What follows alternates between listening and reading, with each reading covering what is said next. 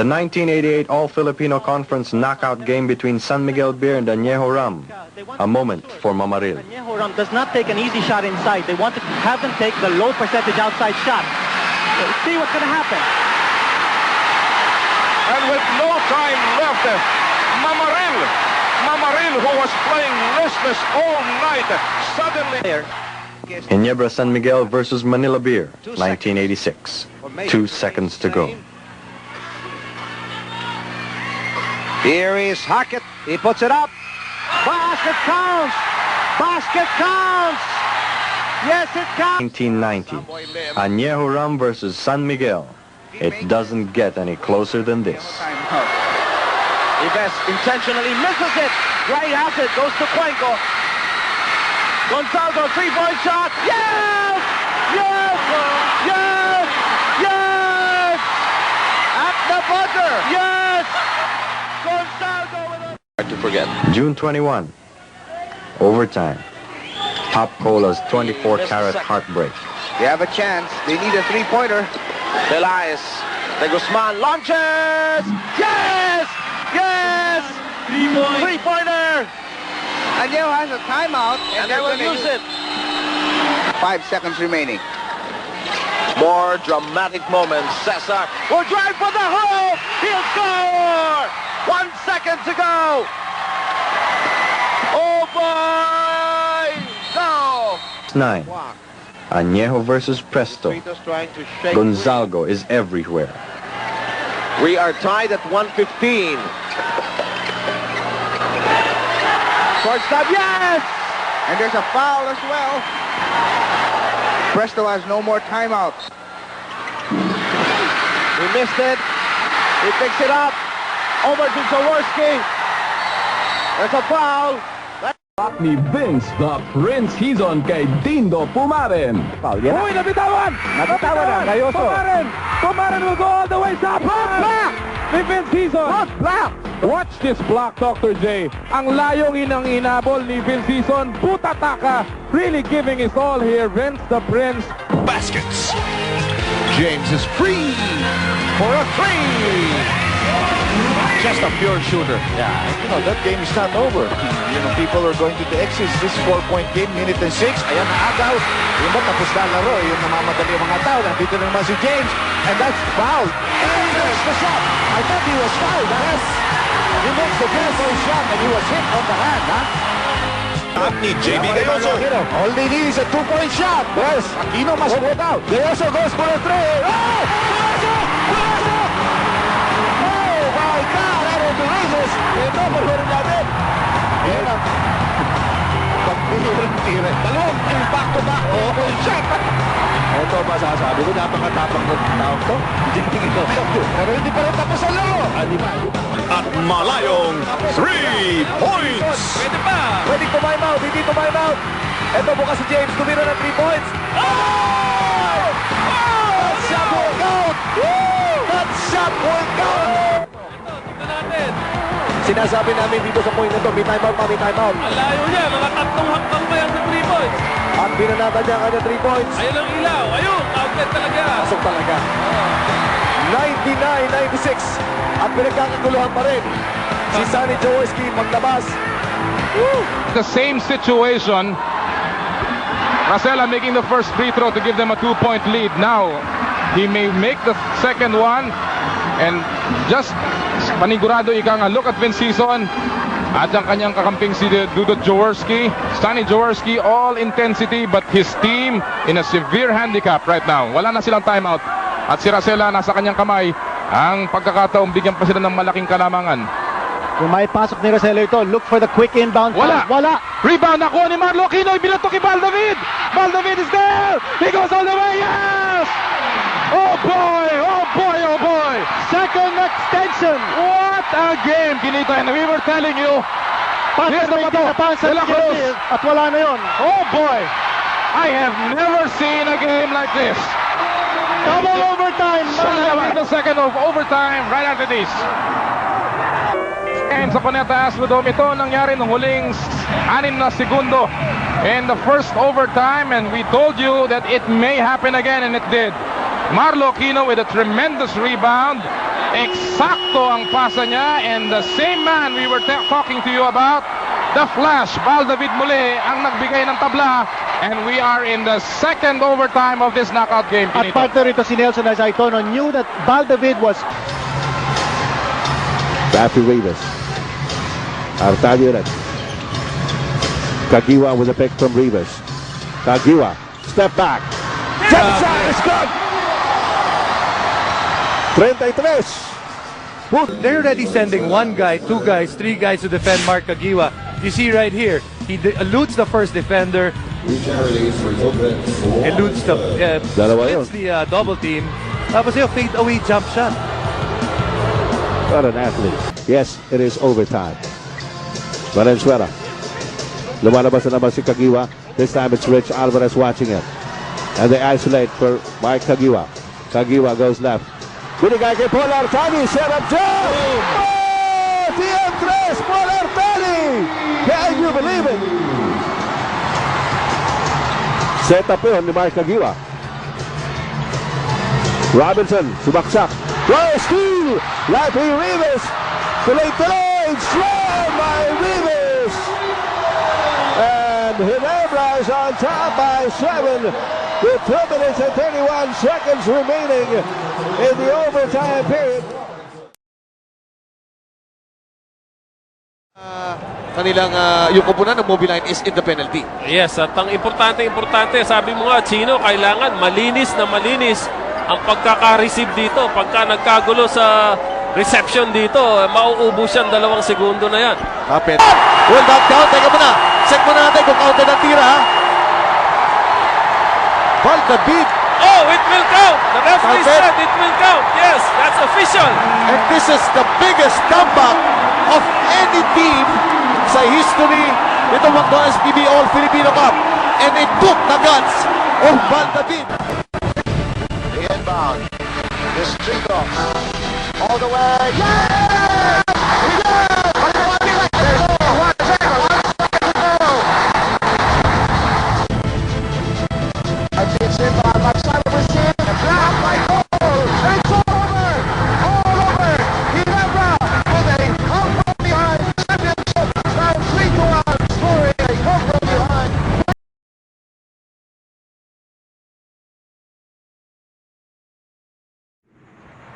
The players into position, get some ball movement, and maybe you can drive to the basket. I will not rule out the possibility of them going to a three-point shooter if the guy is open. Or kung may sumaksak, sinalubong, baka may malibre. Yeah, sinabi mo yung 3-point shooting. Ito yung San Miguel. Not bad, ha? Especially here with Mustre having hit 3 in this second half. So that's also another option. You can win the ball game outright. Right, at hindi ka na mapapagod. Ano na nangyari na yan di ba sa Chicago Bulls when they beat the Phoenix Suns. Ito ang inbound. Ang crucial one. Wala na pong timeout ang San Miguel. Si Mustre is going to the three-point territory. 6 seconds to shoot. Tumira ng 3 points. Oh my God! Titira yan! Patay! Si Mike Mustre ay scoring a 3-point shot. A 20-second timeout. Court of last resort para kay Coach Stanley Jaworski at Dr. J. Basang-basa mo yung gustong gawin. Bakit ka pumunta sa 3-point shot? Pagod na players mo? No, it's not that. You know, it's just, I have a feel, and I know what's going to happen. It's the other team who do not know what is going to happen to them, you know. Nakita mo na Dr. J, sinisilip mo na, pumunta na si Mike Mustre sa ibabaw.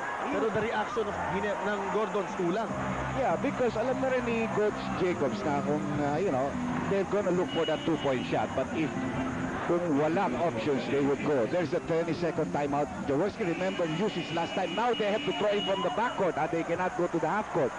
But that's still a lot of time. Still a lot of time. You can make a long pass and remember the ball, the clock doesn't start until the ball touches somebody on the live floor. Back pick ito, ha? Back pick ito. Yan. Back pick, okay? Parang patatlo. Wala tayo, wala tayo. It's a lot of time. Wala sa choice, Dr. J, kanina kasi nung napilitan siyang mag 20-second timeout, eto, umatakbo na si Ron Jacobs, humingi ng technical because Gordos is taking too much time sa 20-second timeout. That's true, but it's been happening to all clubs since the start of this season. I think they must be a little bit more referees ito. Yeah, they should just call them and blow the whistle, warning na agad. It's going to be a long pass here. Ito. Malayo pa ito. Di na to ni Valdavid. Yes! Valdavid! Oh, go! Oh, what a shot! Valdavid! That basket shot! What? At si Valdavid, nahuhubaran na dito sa dami na nagkahagos sa kanya. And Ron Jacobs, lumapit sa kanyang conquerors. But what ball game, ha? Ito si Sonny Jaworski. Ron Jacobs, nagyayakap pa sa gitna. Nakatawa pareho. Look at this play, ha? Panoorin mo ito, Chino. 3.8, maraming oras eh. Walang pumaul. Ang layo nito, Henry James Jr. Ibang klase ito. Nahawa na kay Henry James. Nahawa kay Henry James. And Valdavid converts on that shot. Anong gagawin mo na sa tirang yan? Ito po, ang bato. Ang half-court heave ni Valdavid was iced the ball game. 83-81 sa pabor ng koponan ng Gordon's Gin. What an ending. Ba't ang magagaling na shooter, Chino? Parating pag bumitaw, ang mata nila sinusundan yung bola. It's not parang nananyamba ka lang, bibitawan mo. Ito sinusundan yung bola, parang may kumpiyansa ka na makishoot mo. 83-81 the final score. What a ball game. Magbabalik po kami. At hindi magtatapos ng ganyan kung hindi dahil sa pukol ng isang batang napakalaki ng puso para sa larong ito. Of course, pinag-uusapan po natin si Valdavid sa kanyang pagpukol ng last second shot na yon. It's an opportunity to look at again, Chino. Remember, nag-20-second timeout ang Gordon. Sunny designed the play. Dito, 1.8 seconds na lang. Nakita na siguro ni Val yan. Tingnan mo yung mata niya. Tingnan mo yung mata niya. Following the shot all the way. Following the shot all the way. At yun, ang nagbigay sa atin ng panalo, nagbigay sa kupunan ng Gordon's Gin ng panalo 83-81 kontra sa San Miguel Beer. At kung pipili ka ng player of the game, siyempre isa sa mga kandidato mo, si Valdavid. 13 points, 4 assists plus the winning basket. Pero hindi isa lang yan, Dr. J. Because we cannot take away the statistics of Marlo Aquino and how well he played in this ball game. So because of mahal rin natin si Al Mendoza that always tells us to get that player of the game pag kasama siya sa winning shot. The other player of the game is Marlo Aquino. Hindi natin po questionan yan ang game-long brilliance ni Marlo Aquino dito sa ating game nito. Siya ang ating isang player of the game. Si Marlo Aquino had 21 points, 7 assists. At sa talaga yung pinuntahan nila. At ang ating Hardy Flex, king of the boards, maganda rin ang nilaro nito. Kailangan bigyan din ng parangal ito. Well, he played very well in the first 3 quarters, pero nawala ng play offensively si Noli Locsin. But rebounding for the night, it belongs to Noli Locsin. Yes, siya po ang ating Hardy Flex, king of the boards, si King Noli. 10 defensive, 3 offensive rebounds. At paano mo naman hindi makikita yan as king of the boards? Naging focal point ng pagkilos ng kupunan ng Barangay Ginebra. 2 seconds to go dito sa ball game. Ang advantage na meron ng kupunan ng Barangay ay yung yung kupunan ng Mobiline is in the penalty. Yes, at ang importante, sabi mo nga, Chino, kailangan malinis ang pagkaka-receive dito pagka nagkagulo sa reception dito. The history nito Macdonas PBO Filipino Cup, and it took the guts of Valdavid. Ang guy na hindi masyadong maganda ang inilalaro. Oh yes, historic game here. I've never seen a game like this for a long time. Ito si Valdavid talaga. Tinatiming niya na nagtatrabaho ko para makalason. And that's the big boss. Sino ba naman hindi matutuwa sa ginawa ng kanyang mga players? Oh, grabe. Yung Mobiline ang pinakamalaking tama dito, no? As we take a look at the celebration, of course. Victors.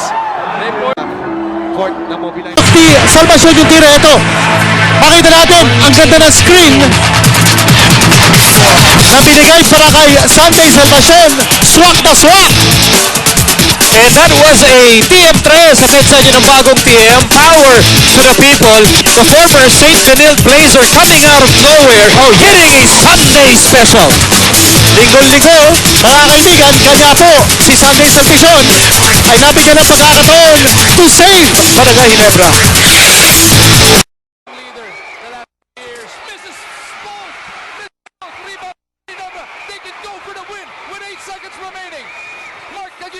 JJ Hildebrand takes it to the hole. Ang Ginebra, 1.6 remaining. Here comes Gary D. Barangay Ginebra will pull off the victory here in Victorias. And what a way for Barangay Ginebra. Give it up for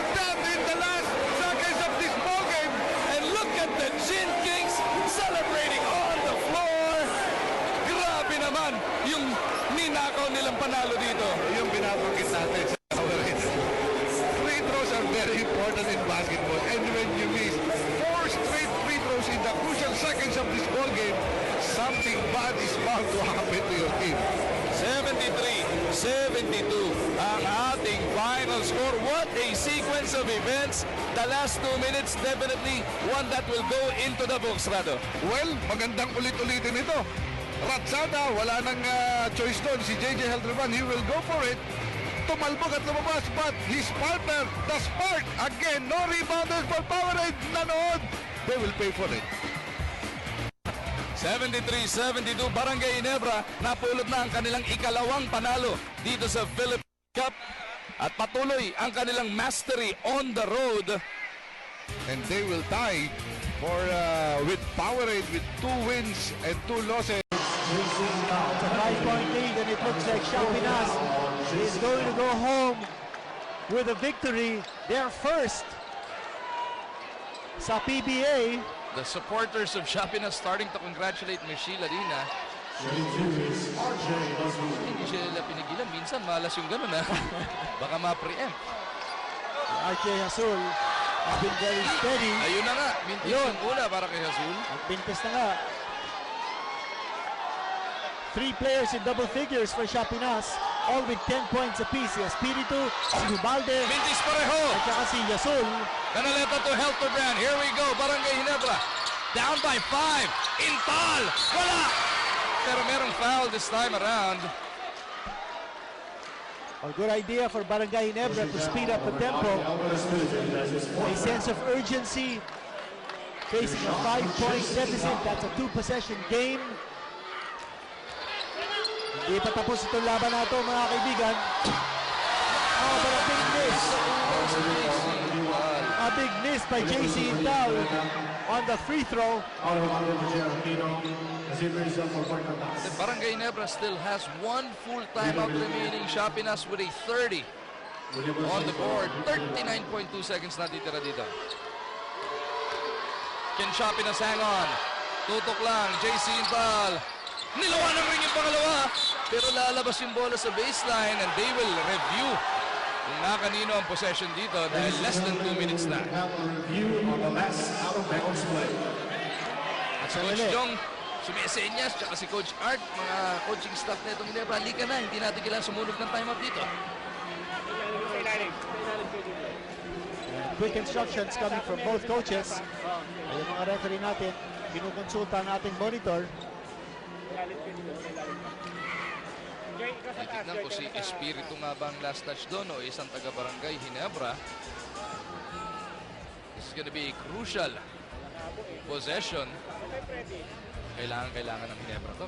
Tama. Well, kung titignan natin ang mga player na ginamit ni Coach Franz Pumaren, hindi yata nakalaro si Jojo Dogsil. Mga ginagamit dito. Oo, and he's one of the top scorers. And is that off Cañaleta or Espiritu? Parang Espiritu ah. Lumusot ko yung kamay ni Cañaleta. Ito, pinag-aaralan ng ating mga referees. Tingnan natin.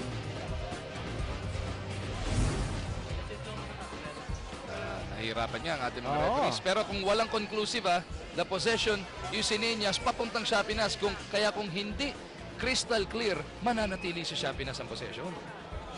Meanwhile, ang Barangay Ginebra, ito, pinag-uusapan nila kung anong dapat nilang gawin. At sa 5-point deficit, 2 mintis from the free throw line ni JC Intal. Yan po ang ating 3 referees. Pati yung reservang referee. Tumutulog na din. Pati sila Operations Chief Ricky Santos. Commissioner, nakatingin na rin. Different angles ang tinitingnan nila. Mga reverse angle pa yan doon sa PBA camera. Let's see. Ayan po si Coach Franz Pumaren. Oh, Barangay Ginebra is awarded possession here. Big break para dito sa Gin Kings. Mukha naman si Espiritu talaga. Mukha nga. So, nagpasya na po ang ating mga referees. Possession here for Barangay Ginebra. Tignan po natin ulit ang nangyari doon. Ayun yung foul kanina on JC Intal. Here we go. Baseline inbound, Barangay Ginebra. Helterbrand kasama sina Wilson, Kagiwa, Cañaleta, and Intal. Ano kaya, JJ. quick two? Or will they go for a 3-point shot? Nahirapan si JJ. They go to Intal. Fabricate. The Rocket. To Kagiwa. Baseline jumper. Kagiwa delivers! 2-pointer. And you can call that a quick two. Lead down to 33.2. To push this to a 2-possession lead. Good honest defense by Canaleta. Ang Espiritu, nag-aantay yata mapaul. Ito sa Espiritu. Oh! And Canaleta is caught reaching in. At yung balak na yata ng Ginebra. Good honest defense. Oh, at sabi ni Emilio Canaleta, wala naman siyang balak mag-foul. At siya natawagan. Take a look at that again. You watch it here.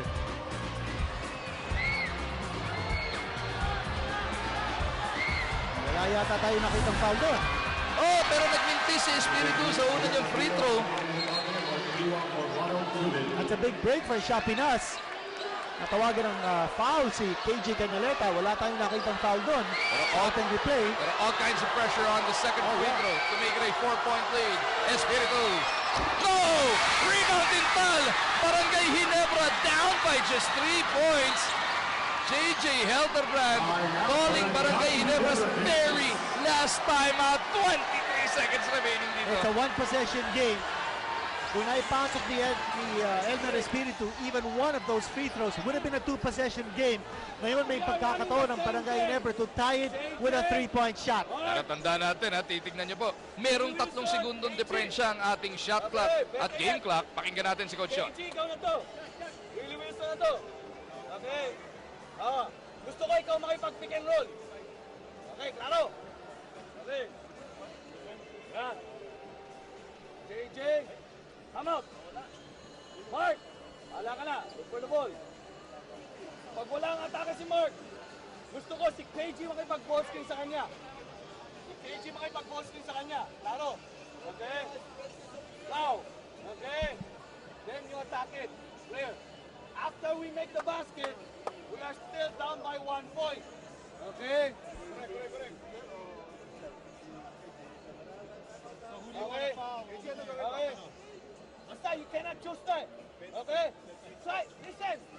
As much as one will, guluhin nyo konti.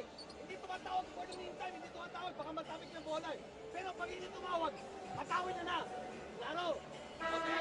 Ikaw ang timeout.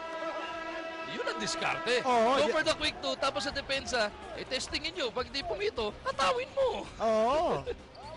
Okay. Very nice diskarte, ha? At sinabi nga ni Coach Otang Idsen, no? Hindi nila hahanapin dito ng 3-point shot. They don't need it. They want to go for a quick two. Intal to Helterbrand. Hinahanap nila si Kagiwa. Hindi na narinig natin, pero kay Intal napunta ang bola. Now JJ goes for the 3. Bang! JJ Helterbrand ties it up at 79. Shapinas in trouble in the backcourt. Wala silang timeout. Hasul, what kind of poise? Oh, JJ with a near steal. Naganito bola. JJ Helterbrand. Na-sideline. Itong si JC Intal. What was the goal reaction here at this part of the Metro Coliseum? 5.1 seconds to go. Almost a steal. That was a cold-blooded 3 galing kay JC Helterbrand. At sinasabi nga natin kanina, no, ang hinahanap dito ng Ginebra was just a quick 2 points and then maybe a foul on its play. Pero nung walang mapasahan si JJ Helterbrand, dyan natin nakita ang galing at ang puso ni JJ Helterbrand. He gets the 3 and he connives. Almost a steal by JJ. Na-outside na bago pa man daw makakuha ni JC Intal. So it's a question between etong si Espiritu o si Intal. Na last touch. Oh, sandali. Was that out of bounds? Parang hindi. Para yata save yun. Parang JC Intal. Parang na-break lang yung play ng line pero hindi pa Oo. tumama sa line. Para yata save yun ni JC Intal. Ewan ko lang kung papalitan ang decision ng referee to give possession to Ginebra with 5.1 seconds to go. Palagay ko, titignan nila uli kung ano nangyari. Doon sa angulo na yun, parang hindi pumunta yung bola sa out of bounds. So heto, Barangay Ginebra. Can they pull it off once again for the second time this week?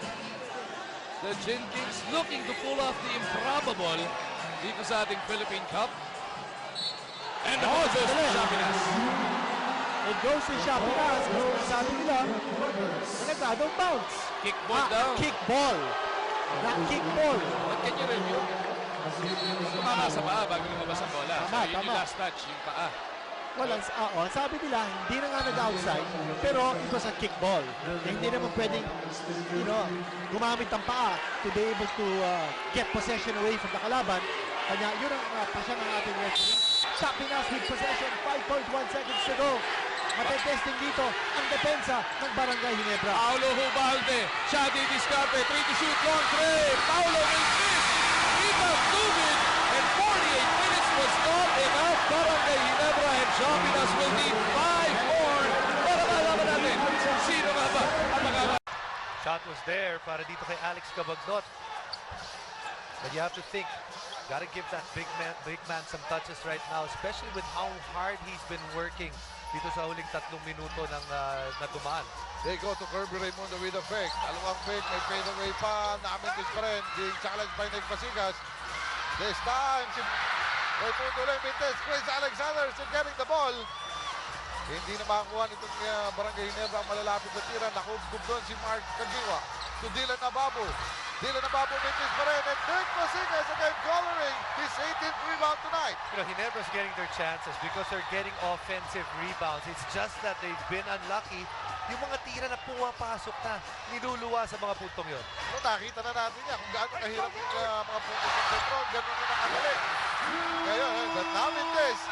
Dito naman si Nick Pasigas yung kanyang malapitang tira. Kanina, papikit niya lang tinitira at pumapasok as we enter the last 2 minutes of play dito po sa ating laban. It's going to be a true test of conditioning ngayon because you see both imports already huffing and puffing. Sapal lang ibinigay ng depensa ng Petron on Kirby Raimundo. Tama ka dyan. These strong players are not really used to playing long minutes doon sa kanilang mga pinaglalaro. Pero dito, they are forced to do just that. Barangay Ginebra calling a 30-second timeout. And the reason they're calling this despite mapabawasan sila ng... At sinasamahan naman tayo ng Petron Universe. Pero Barangay Ginebra nakanakaw doon. Like you said, you use that timeout because you're inbounding from the baseline. The easiest point in the basketball court to inbound the ball. Excellent play drawn up by Coach Shot Tangkitsen. Petron not able to anticipate that. Still the good Sunday crowd.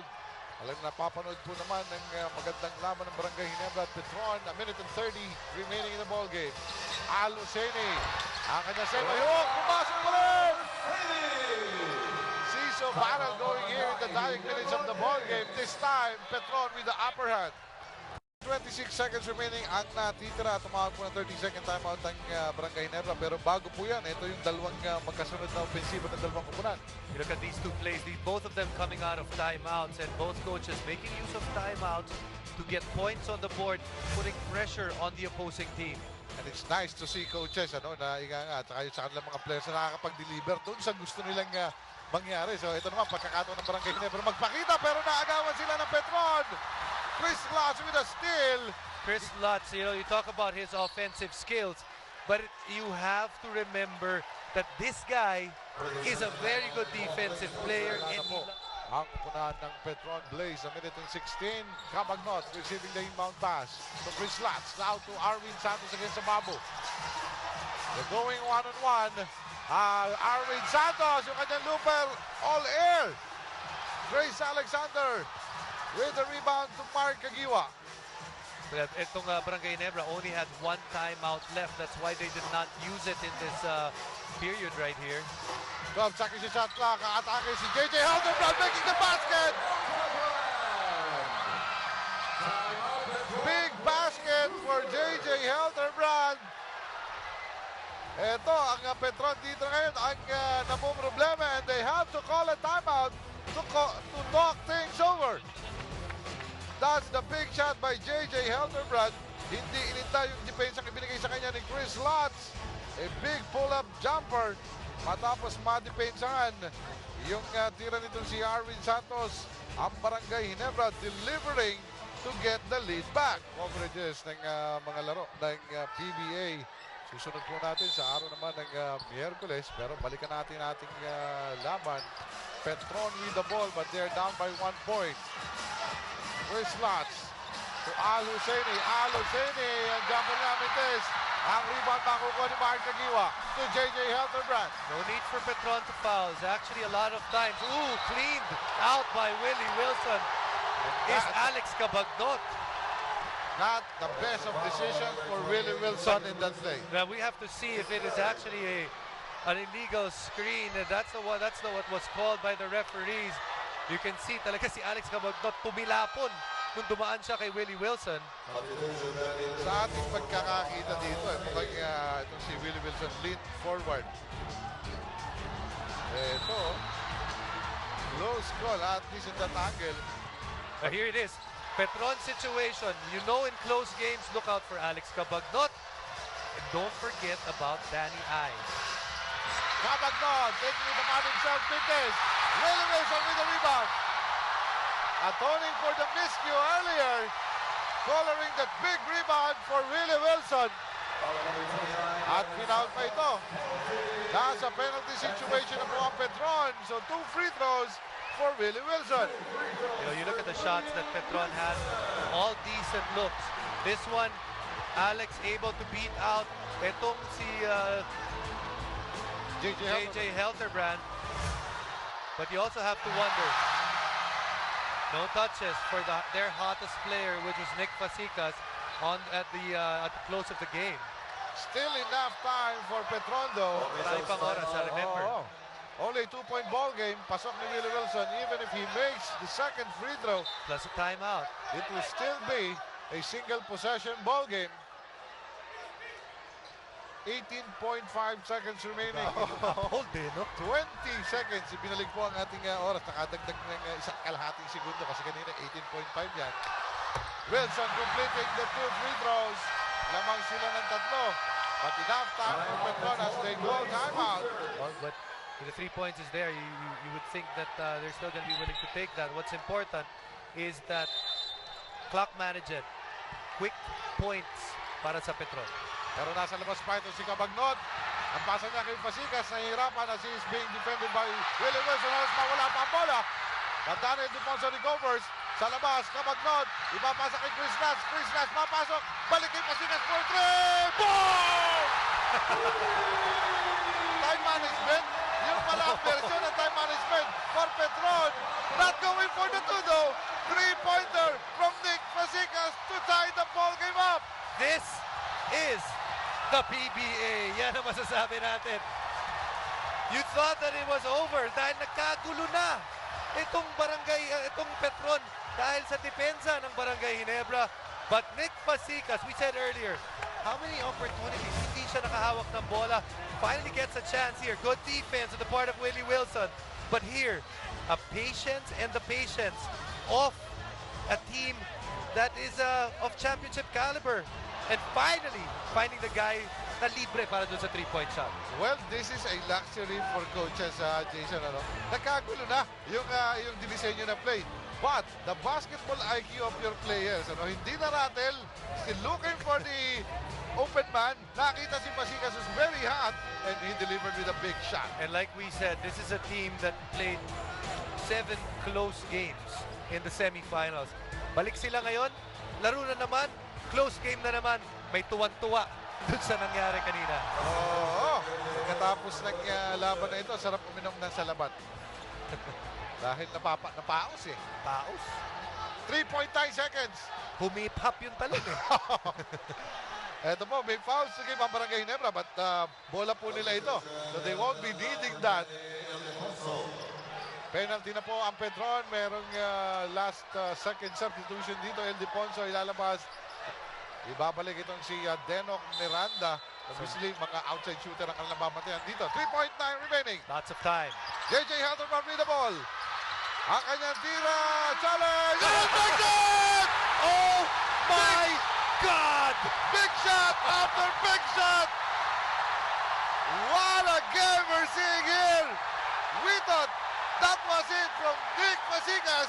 Hindi pa pala nauubusan ang Barangay Ginebra at si JJ Hildebrand. But that merits a review, I think. Let's see that again. JJ Hildebrand having a shot clock in his head. Kalkulado. Pinilang ni JJ Hildebrand ang natitirang oras. He was the only guy that touched the basketball para dito sa Barangay Ginebra. But then he was able to create a shot. Remember, JJ was the guy that gave them that lead earlier with that bank shot. But he wasn't done. Look at the time on your screen. 3.9. Sabi natin, maraming oras yan. JJ able to carve out space. Going to the right side. Just a small screen here. Actually, si Pasikas na nakabantay sa kanya.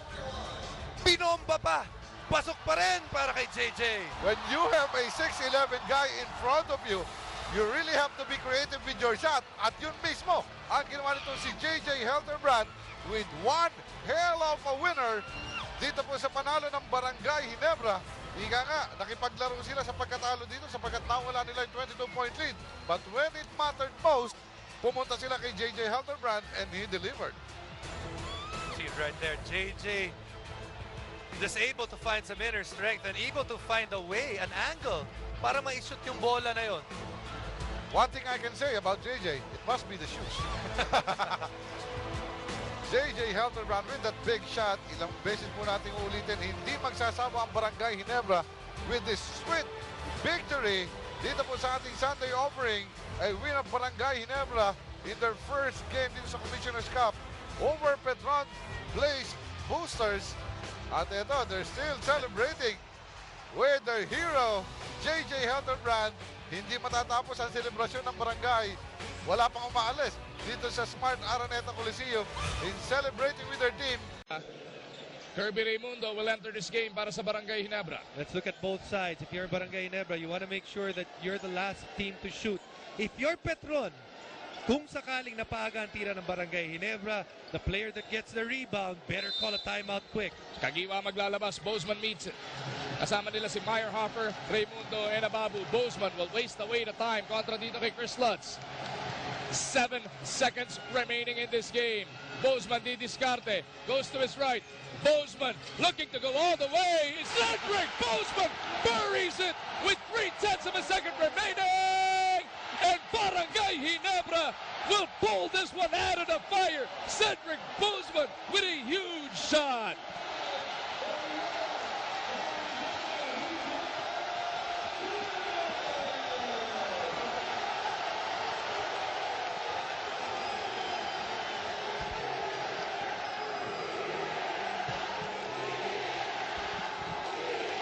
You know, we got to see that playing once again. And it almost seemed, Bagu, kung titignan natin yung play na yon, parang napaaga yung parang nahuli na ang atake ng Barangay Ginebra. But it was just in time para dito kay Cedric Bozeman. Talk about a game in which would epitomize yung pagre-retiro ng numero ni Coach Sonny Jaworski. This is probably go down in Barangay Ginebra folklore.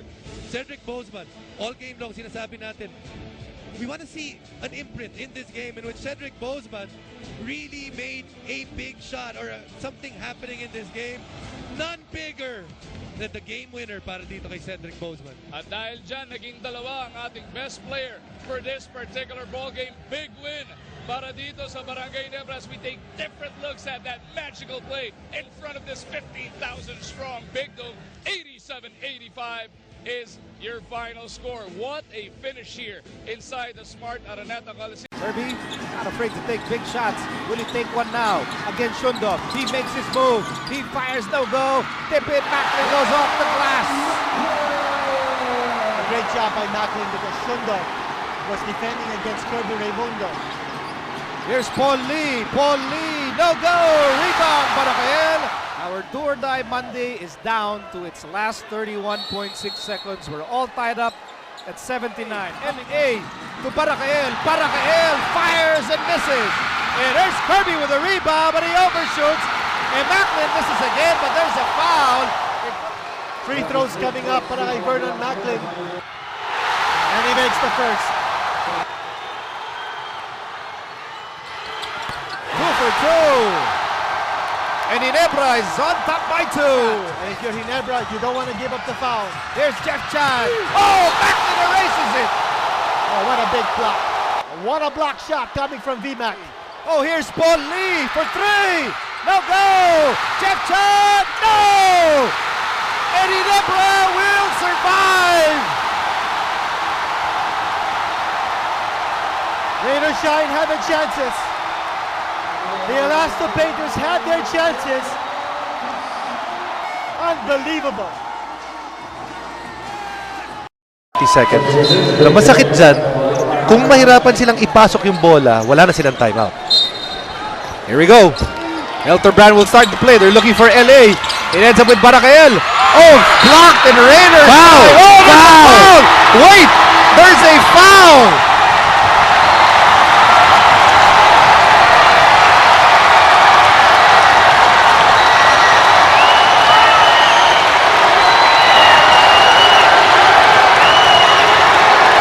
Bunot. Mac Baracael was not in the game. He comes up to shoot. Referees say there was a foul there. Only thing they're going to review is if it went up before the end of the game, as well as if it was a three-point shot. Well, it was definitely a three-point attempt. They cannot review if it's a foul or not. So it is a foul on Big Bo Belga.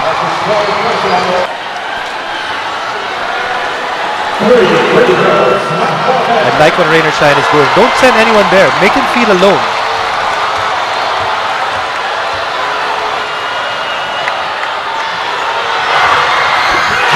The big one. Miko, that's the biggest of the 3 free throws. Why? Because right now, you have a chance to win and to tie. You make both chances available.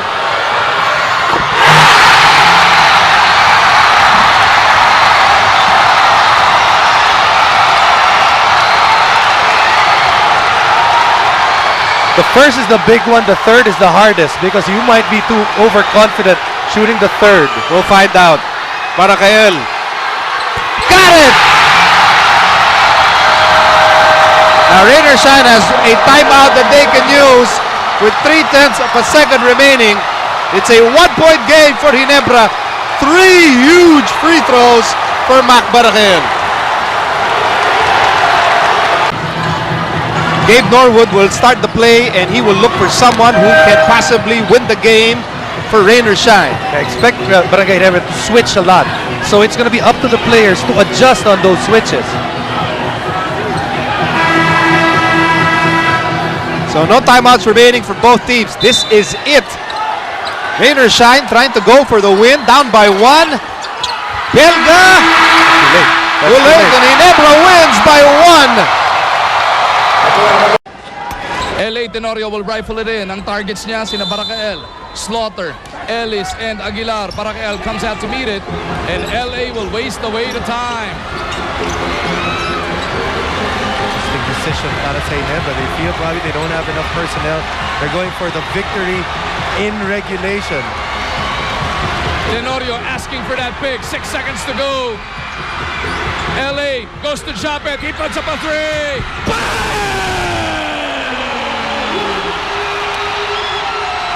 Japet Aguilar buries the team. You see, they were wasting away the time and then players overextending on the help. They thought that LA was going to be the one to go for it. You can see a lot of guys looking in that direction. Japet Aguilar, not only his first 3 today, that's his second, and this one hurt Coach Norman and Talking Tex. Norman Black has 1.1 to try and tie or win it inside the Big Dome. You put Greg right there so that he almost cannot see where he's going to be inbounding that basketball. Jimmy rifles it in. Where will he go to? They go to RDO. Japet Aguilar saves the day para sa Barangay Ginebra. Victory is picked up by Barangay Ginebra. Big block on the part of Japet, getting right on top of Ranidel De Ocampo to save that last sequence. He hit the big three. He came up with a big block, and he is the best player of this game. J.R. Reyes, Mark Tagiwa, and Mac Baracael. Here's L.A. Tenorio, 9 seconds to go. Tenorio has the ball. Ginebra down by 2. Tenorio still has it. Tenorio over to Japet. Japet fires. Got it!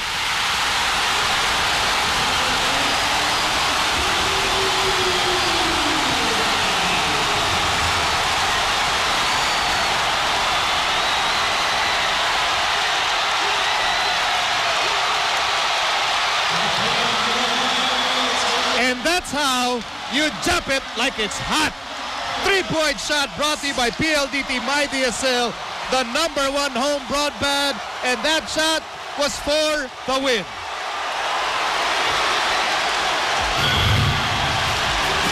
Now this is that play, Tenorio, good defense by Anjo Karam, closing the door, and then Japet Aguilar looking at the clock, knowing how much time he has, knocking down that 3-point shot. He did it once, he does it again. Over Reynel Hugdatan, and Reynel has been pushing him all night long. Maybe this is the one time that if you're Hugdatan, you didn't want to push him outside the 3-point area.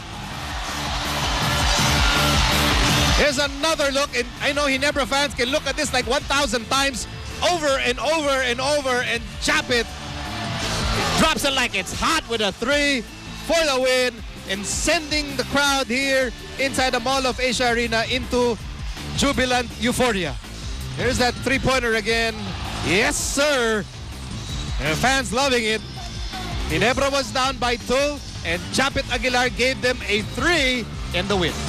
With no timeouts left, Barangay Ginebra still finding a way to win this ball game.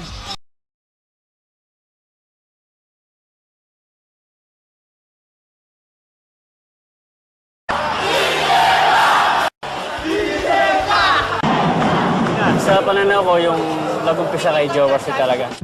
Jaworski is a former player, also known as Jawo, the Big J, or the Living Legend. His silhouette can be found on the logo of the PBA, or the Philippine Basketball Association. In 1985, an iconic game cemented his legendary status. Jeffrey Moore asks for the ball. Ituri misses from 15. Jaworski bleeding from the mouth. Bleeding right down there. That was a hard collision he had with Jeffrey Moore, and he was at the raw end of the deal. Now they can call for a 30-second injury timeout. Jaworski busts his lip at the tail end of the second quarter. There's this play. You can see Sonny already jumping for the rebound, but Jeff still coming in, and you hit him in the elbow. But it was an accidental play, and Sonny really felt that. For the fans of Ginebra San Miguel, Sonny Jaworski has been brought to the hospital. It's doubtful if he can come back or not, you know. He's rushed to the hospital to get 9 stitches. His team, Ginebra, takes a nosedive. His wits. Error upon error. It has become helter-skelter. Looks like a scene out of the Keystone Cops. Hackett also misses. A second try likewise in vain, and he winds up in an embrace with Ibis Dignatise. Suddenly, in the third quarter, it's the miraculous reappearance of Sonny Jaworski, and look at him applying an ice pack. What a gallant warrior. Sonny's bringing himself back to the ball game. Despite the injury, Jaworski returns. And he's going to replace Ricky Reylosa. Well, if the PBA is giving away silver stars, this guy deserves it more than anybody else for gallantry and bravery above and beyond the call of duty. To overcome more than a 10-point disadvantage, he commands his team as both leader and coach. Jaworski. 3-point shot. And they needed that. In the fourth quarter, the ref calls a foul on Jawo. We're having a rain of debris and all kinds of missiles. And the audience pelts the floor with coins and batteries. Tonight will be probably an all-time low for Ginebra San Miguel here in the conference. Despite every disadvantage, Jaworski never gives up. Because they're in a good position to shoot, better foul them already. So the idea here is no double teaming, but not unless it is obvious that you can take it. Okay. Francis, watch out, huh? And against all odds, they score, point after point. Reylosa, here's Hackett. He figures to take on... Oh, here's Francis. The Big J goes galloping down court. Plus Elmer Reyes over Jeffrey. Not only is he the coach, not only is he the leader, not only is he the heart and soul of the team, now he's also the hero. And the seemingly unthinkable happens. And it's over. The ball game is over. Ginebra wins. You know, this is part of the game. I'm just happy that it didn't tear my whole face. Sonny J is also one of the most abused, one of the most injured players in any list. From this day forth, Jaworski becomes synonymous with Never Say Die. This is now the battle cry of his former team, Ginebra.